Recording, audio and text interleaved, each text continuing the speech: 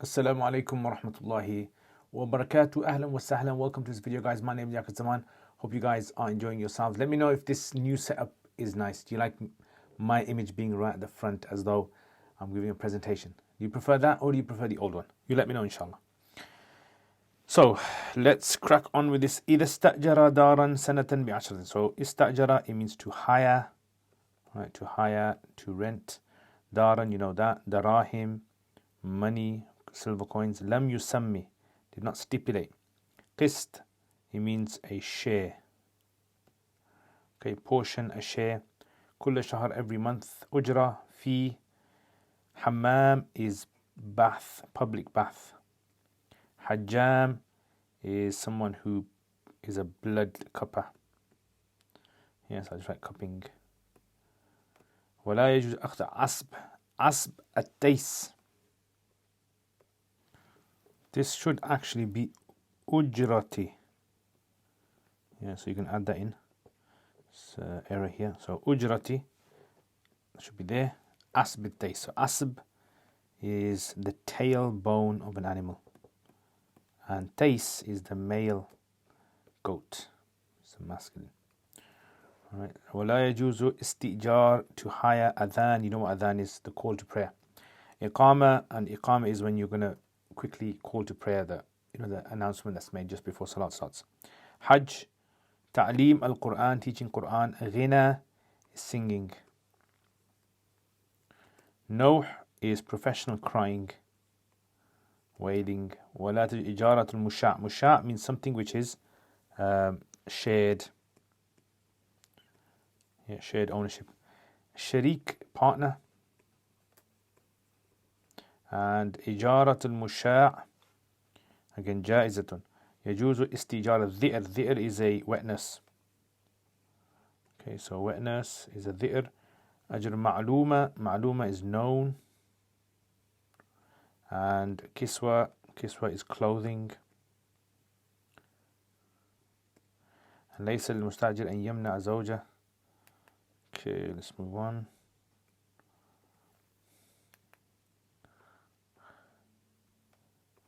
Okay, so yamna, to prevent, stop what? It means sexual intercourse. Yeah, so sex. In habalat, habala means to become pregnant. Habal. Kana yafsakhu, yafsakhu means to void. Ijara, khafu, fear. على الصبي من لبنها وعليها أن تصلح طعام الصبي. وإن أرضعته, أرضع يرضع إرضاع, means to breastfeed. Breastfeed. مدة لبن شات. وكل صانع, صانع means worker, because a professional as skilled worker.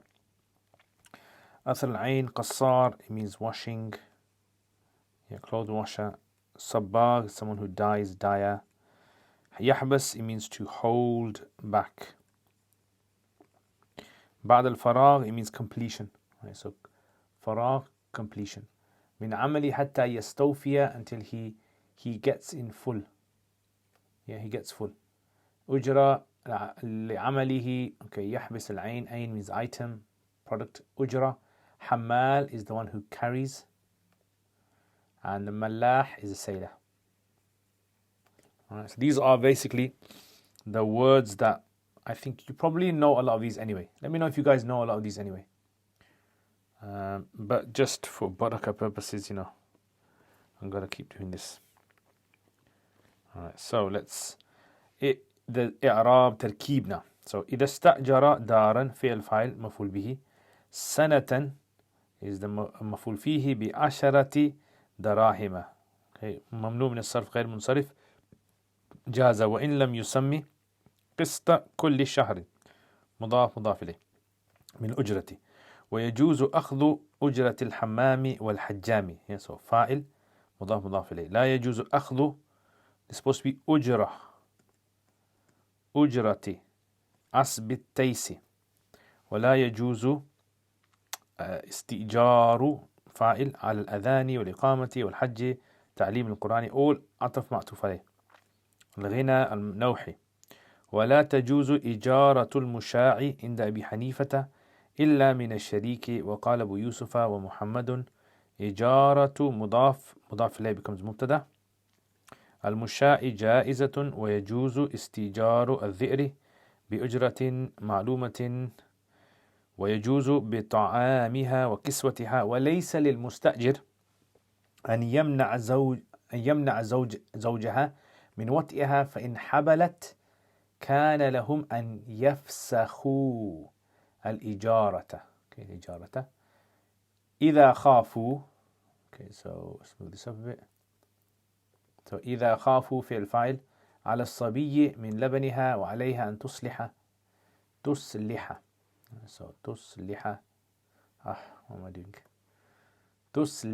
عن طعام الصبي، وإن أرضعته في المدة بلبن شاة فلا أجرة لها. وكل صانع لعمله أثر. This is مبتدأ مؤخر. لعمله أثر في العين كالقصار جار مجرور صباغ عطف، فله أن يحبس العين مفعول به بعد الفراغ من عمله حتى يستوفي الأجرة. ومن ليس لعمله أثر This is the ism of ليس، فليس له أن يحبس العين مفعول به بالأجرة كالحمال والملاح. Right, so Tarkeeb is done, guys. You guys enjoy this.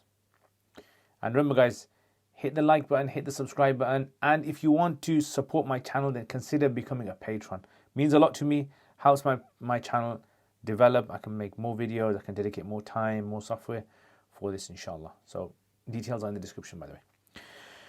Right, so let's explain what's happening over here. So here are several masail. Right, so let's check out the masail that are taking place over here. Right, so first of all, so let's say, for example, there is a house. Right, this is our house. This is the guy, the landlord. Let's call him the landlord, Mr. L, Mr. Liaquat, landlord. And here is the, let's say, for example, the guy who wants to rent it, the tenant. Right, so إذا استأجر دارا سنة, if this guy, he hires the land or the house for he wants it for 1 year. Yeah, and the deal is that 1 year is equal to 10 dirhams. Is that allowed? Can he hire it for 1 year? Yes, because remember we said manafi' ma'luma, mudda ma'luma. As long as you've got the manafi', you know what you're hiring, you know the period of time, then it's permissible. Now the question is, can you break this down into months? Yeah, can you break this down into months? So yes, you can. You can break down the 10. So if 10 is 1 year, so then each month, yeah, so 1 month is going to equal 1/12 of this. Yeah, so 1/12. Yeah, so 1/12 of 10. Now, how much is 1/12 of the 10? You guys can put it in the comments below. All right, so even though he didn't mention how much each month is worth, automatically you would assume that if 10 is equal to 1 year, then you just simply divide that by 12. And then you get 1/12 of 10 dirhams is the rent for a month. So, وَإِذَا اسْتَأْجَرَ. Now, the reason why they actually mentioned this is because remember in Bay, we said if you sell something for a certain amount, if it's a non-fungible item, you can't itemize each yard. But if you can, if it's like the yards are specified, they're known exactly, they're fixed, then you can. وَإِذَا اسْتَأْجَرَ دَارًا. And if a person hires a property, sanatan for a year, بِعَشَرَ دَرَاهِمْ. So this guy hires it. Jaza is permissible, وَإِن لَمْ يُسَمِّ, even if he hasn't mentioned the amount for each month. كُلِّ شَهْرٍ مِنْ الْأُجْرَةِ. Yeah, so in other words, he doesn't have to mention what each month is worth. This is automatically considered, right? That each month will be considered, will be about that much. Yeah, but he simply has to pay the 10 for the year. He has to pay that. Okay. وَيَجُوزُ أَخْذُ أُجْرَةِ الْحَمَامِ. So next masala now is that if a person, let's say for example, there is something known as a hammam, right? So public bath. So in them days, people didn't used to have the luxury of having your own shower and bath at home. So they would have like a public bath, right? So there'd be a guy there charging a fee, right? So he collects a fee and people come and they pay. Right? So let's say, for example, there's a queue of people. This guy's got a twisted head. Yeah, they're all coming in to enter into this hammam. And this fee, for example, let's say it's, I don't know, £5 to enter. And in the bath, you get hot water, you might get a massage, you might get, the amenities of a public bath. So £5 per person, right? Is this allowed? Technically, the issue here is that what are you paying for? Because if you're paying for rent, you're actually paying for a property, and that property you're going to stay in. But over here, what are you actually paying for? Because there might be a person that's just going to stay there, for example, like he's just going to stay there for 30 minutes. Another person might stay there for 10 minutes. Another person might stay there for 1 hour, right? And a person might stay there for, let's say, 2 hours. But they all pay the same amount. How is that money equal to the service that they're getting? So this is a famous masla known as the masla of the hammam and the hajjam, right? The masla of the hammam and the masla of the hajjam. So masla of hammam is this, hajjam is the bloodletter, right? So someone who does cupping. So you know what cupping is? Don't know if you guys have ever seen what cupping is. So it's basically someone puts cups onto your back or your body, draws the blood, makes little cuts, and then draws out the fasid blood, right? So it's a very famous practice that Muslims do around the world, and it's also come in hadith as well about cupping. So let's say he charges £5 cupping session. So the same thing applies over here. Is it allowed? Yes, right? So it is allowed. يجوز أخذ أجرة الحمام والحجام. So أجرة الحمام and hajjam. So you can actually have this. Nowadays, swimming baths, gyms, for example, you pay a fee for a gym, and then you can use the machines as much as you like. And even some have even extended this to things like, like car parking. You pay for a certain amount of time, or let's say, for instance, I don't know, buffets even as an extension, right? You pay for a buffet. You're not paying for the food. You're paying for the permissibility. So this is actually known as ibaha, right? You're paying for what is called ibaha. Ibaha means the permissibility or to use their facilities, right? So you're using their facilities. You're not paying for the water. You're not paying, because remember, in ijara, you can't pay for an ayn. You have to pay for a manafi' usufruct. So that's why over here, remember this particular masla is a very well-known masla, okay? And, if you want to go to fun fairs, theme parks, any of these things where you have to pay an entry fee. Entry fee is where this comes under. Likewise, for example, possibly even haircuts can come under this as well, depending on how you look at it. So all of this, يجوز أخذ أجرة الحمام والحجام. Okay, now there's another practice that they used to have in the olden days, which was asbut days. Let me explain what asbut days is for those of you guys who don't know. So let's say, for instance, I have cows. Okay, so I'm not going to draw too many cows. Cow, cow, cow, cow. Now, if I've got 3 female cows, remember cows are all female. If I want to make them produce milk, if I want them to have offspring, there needs to be a male. So I don't have a male cow. So what I do is I ask the local farmer who has a male cow, right? So this is male, and I pay him, right? So let's say this is the owner, and this is me. So what I do is I pay him a fee. Now, is it allowed? Are you allowed to pay a fee for this animal to mate? This animal to mate with the females. So that's not allowed, because you don't know if it's going to mate or not. Does that make sense? As in, what are you really paying for? You're simply going to leave the animal for a week or so with these animals. And then, you're just going to hope that they mate, and you're going to hope that the animals are going to become impregnated. So that's the issue with this over here, is that you're not allowed to pay for this. This does not come under ijara. So that's why this comes in a hadith as well, and other narrations as well. So لا يجوز, it's not permissible, أخذ أجرة أسبت تيس. So asbit tays means like the animal mating, the male animals mating, right? So you pay this guy, you can't do that. You can't pay a person to leave his animal with yours so that it procreates. Right? You can't do that. What you can do is you're allowed to leave the animal, then just give him a gift, like an unwritten gift, you can say, and you haven't agreed upon it. So it's a gift that's not agreed upon, and you just give it to him, just like as a kind gesture. But you're not allowed to charge like a fee for this.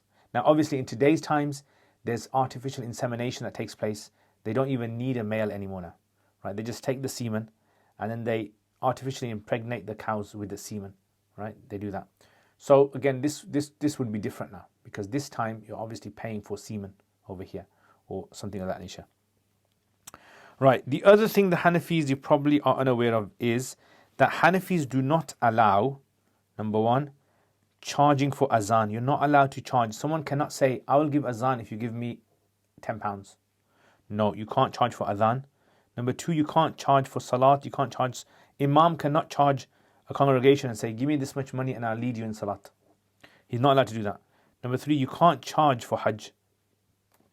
Yeah, so let's say, for example, you do what is known as a hajj badal. Some people, they die, they haven't done their hajj. So they ask someone else before they die, can you do hajj on my behalf? You're not allowed to charge for that service, right? And number four is you're not allowed to charge for teaching the Quran. Yeah, so teaching the Quran, you are not allowed to teach. Like someone comes to you and says to you, can you teach me the Quran? And you say, I do, but I'll charge you £5 an hour. I'll charge you £5 to teach you the whole Quran, or £100 to teach you the whole Quran. You can't do that, all right? So these all four are not allowed. Then you have added onto this, you have two more added onto this, all right? What are they? You have number 5, which is professional singing or singing. You can't charge for singing. And number 6, someone who cries professionally.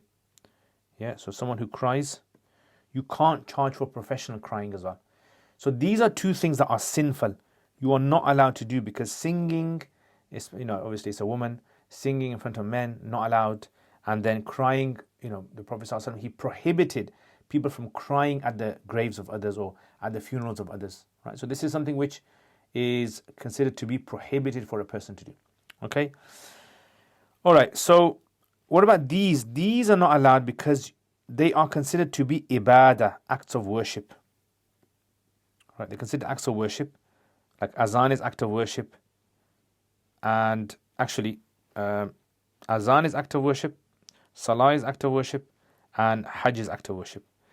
Teaching the Quran you're not allowed to do is because you can't guarantee that you're going to teach them the Quran for a period of time. Let's say, for example, you charge £100. It might take him a week to learn the Quran. It might take him 10 years to learn the Quran. So there is a lot of gross negligence there. Yeah, there's a lot of gross negligence, or there's obscurity, you can say. Yeah, there's excessive obscurity in that masla. So you don't know. However, later Hanafis actually allowed this masla, by the way, okay? Later Hanafis, because normally the government, like say for example the judge, the government, put gov here, the government used to pay for all of these services, right? So the government would pay the judges, obviously not singing, it's these four. The government would pay for them, so there's no need for them to take money off people. In the 400s, 500s after Islam, people stopped paying these. If these people, obviously like azan, if someone doesn't get paid for azan's going to stop, because a lot of people are not really going to be motivated by doing it voluntarily. Salat, leading salat as well. There's a lot of fitna nowadays. Someone's going to lead salat, they don't know how to read Quran properly, it's going to cause problems. And hajj, obviously that's still not allowed, right? So hajj is still not allowed, so there's no need for that. Teaching nowadays, obviously there is a big need, because if you don't charge for teaching the Quran, then a lot of people will have to get other jobs. So that's why they allowed the teaching to take money for the teaching of the Quran. And nowadays with clocks, you can determine exactly how much you charge. So the charging is based on time now rather than the amount you teach them, right? So in the past it was, if you teach them, if you're going to charge £100 for one juz, right? It might take a long time, a little bit of time. If you charge them by the hour, then that's something which is feasible. Okay, wallahu alam. Anyway, so that's the later Hanafis adjusted. So sometimes you have to remember, later Hanafis can adjust the fatwa, adjust the masala over the years, right? So for example, like, this is one of the examples, and there's also some examples in buyu as well. Yeah, selling before the plant actually becomes, qualifies to survive on its own. So later Hanafis actually allowed that masala. So these are things that inshallah you'll pick up as you go along. So la yajuzu, it's not permissible, istijar, to hire for someone for adhan, iqama, hajj, ta'lim al-Quran, ghina, singing, and professional crying.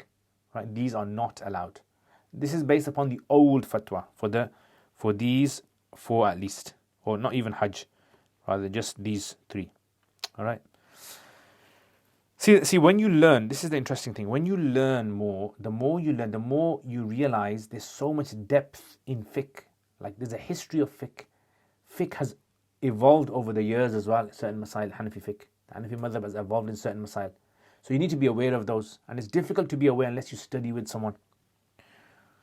Right, so let's move on to the next one then. So next masla now.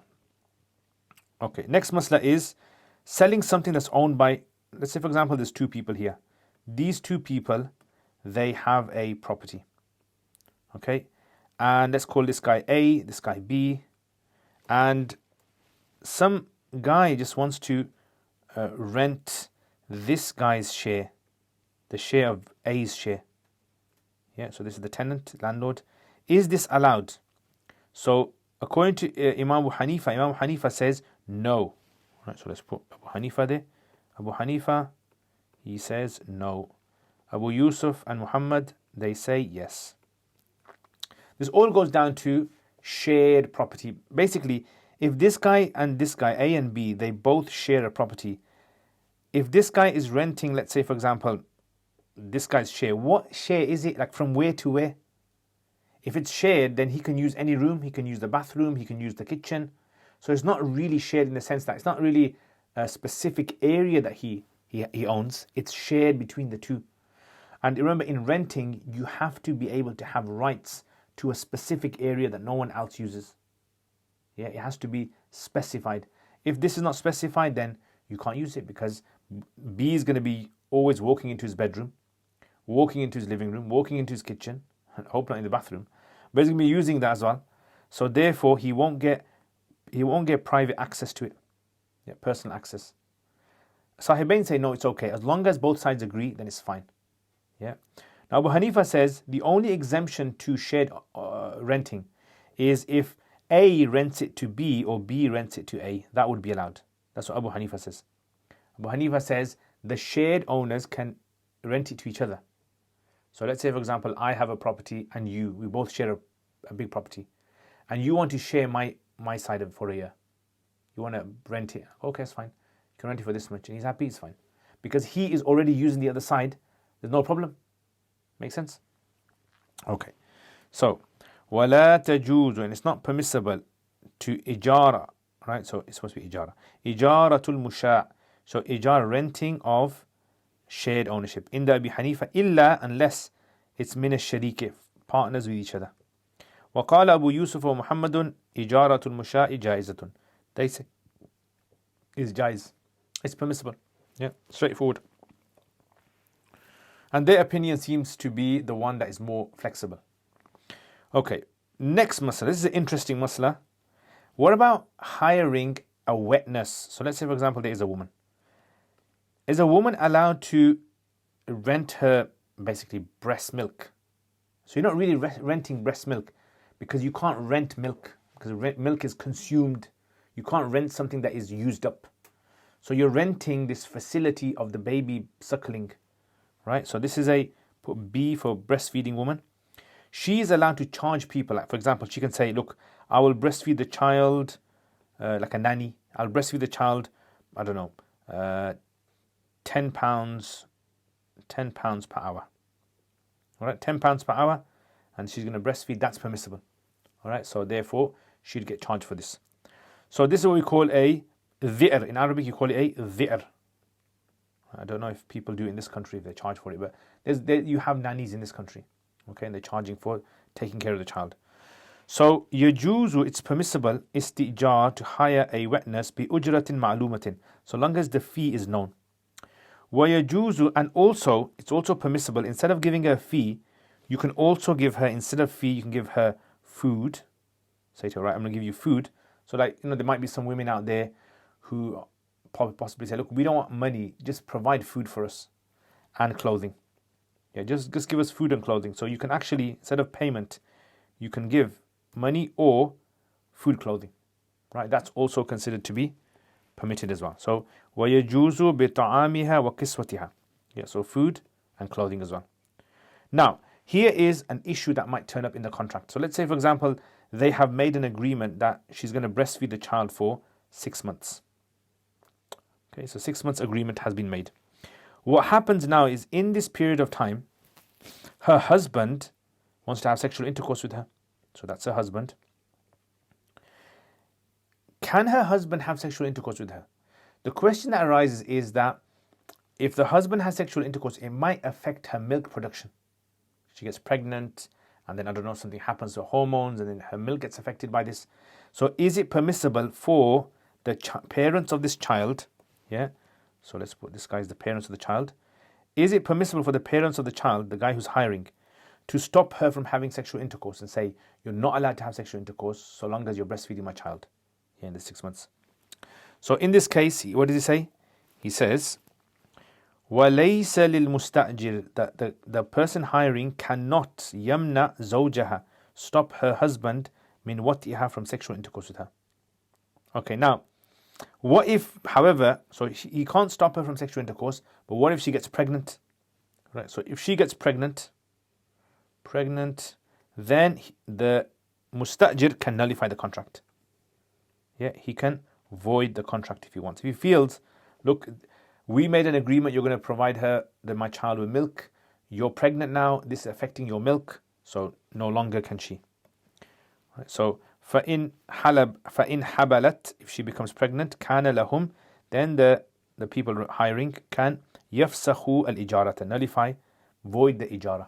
Now remember, in fiqh there are many masail that are related to breastfeeding. Remember in fasting when we talked about the breastfeeding woman does not have to fast if she feels it's going to have an effect on the child. This is what he's talking about.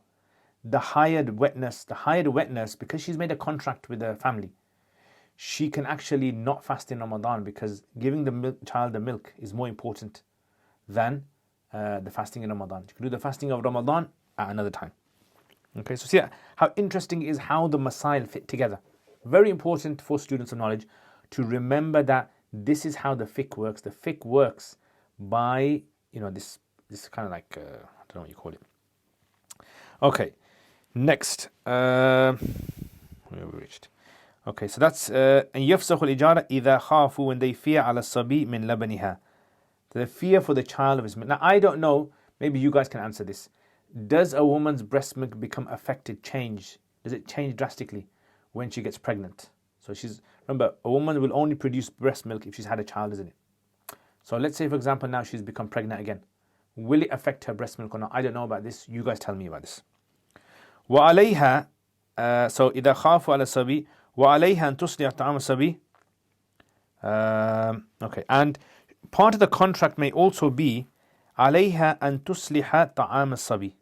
Yeah, so she might also, as part of the contract, also because the child might be weaning, right? Moving away from milk onto solid foods. So she might have to prepare solid food for the child as well. عليها أن تصلح طعام الصبي. That's part of the contract. So it's not just putting the child's mouth on her breasts and suckling. No, she also has to, if the child requires solid foods. Now, normally women would know this. They would know exactly when the child can now eat. So that's left up to them. Right, now in this period of time, this breastfeeding woman, so we're still on the breastfeeding issue. So in this period of time, if this breastfeeding woman was now to actually give the child, so this breastfeeding woman, she was to give the child goat's milk, yeah, or cow's milk or something like that. Does she still get the money? Is she still fulfilling the contract? Make sense? So in أرضعته في المدة, if she feeds the child within the period, the 6 month period, بلبن شاة, but in that 6 months, instead of her own breast milk, she's giving goat's milk, فلا أجرة لها, then she gets no fee, no payment at all, right? Because the agreement was not goat's milk, it was your own milk. Why are you giving goat's milk for? You're breaking the contract. That's how serious a contract is, by the way. Right? A lot of people, they don't really take it seriously, but it's very important. Okay, now, there's two types of new masla now. There's two types of workers, okay. So you have a worker whose work leaves traces on the goods, and one that does not leave traces. For example, what leaves traces? Like, for instance, someone who washes clothes. Yeah, so washes clothes will leave traces, as in they have to use detergent, or they have to use something else to wash the clothes, or someone who uses dye, or someone who sews clothes. Yeah, so these, for example, someone who washes clothes or dyes clothes or sews clothes, etc. And the other person is someone whose action does not have any impact on the item. Like, for example, someone who simply just they carry something. Yeah. Or, for example, I don't know, taxi driver. Yeah, so taxi driver, etc. So the rule is this: if your work, if the employment you have, like a dry cleaner, or for example, like someone who's going to do something that has an impact, that leaves something, a product, right? Then they have the right to hold back the item, hold back until they get paid. Get paid first, then they give, legally.